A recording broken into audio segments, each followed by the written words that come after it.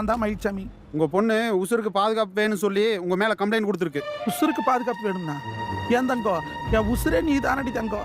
என்ன பொழுதாட்டம் சரியா படிக்கலன்னு 4 வாரத்தை திட்டி போட்டேன். அதுக்கு வேண்டியா போலீஸ் ஸ்டேஷன் வந்து குச்சிக்கிற? நீ எதா இருந்தாலும் வீட்டுல போய் பேசிக்கலாம். ஹலோ, நேத்து வரல தான் உங்க பொண்ணு, இன்னைக்கு என் பொண்டாட்டி. ஆற பொண்டாட்டி பக்கத்துல வா.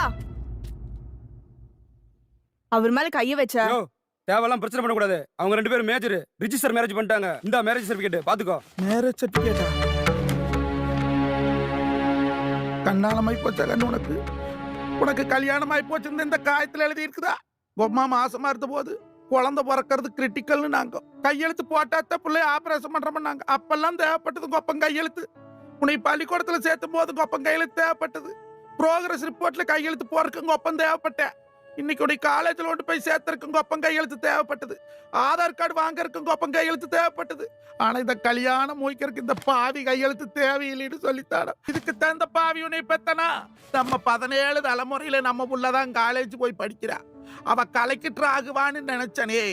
இப்படி கல்யாணத்தை பண்ணிட்டு வந்து நின்னு தொலையறியடி. அப்பா எனக்கு கல்யாணம் பண்ணிக்கிறதுக்கு பிரியம்னு சொல்லிருந்தீங்க. ராஜா மாதிரி 1000 மாப்பிள்ளைகளை கொண்டாந்து நிறுத்திருப்பனே.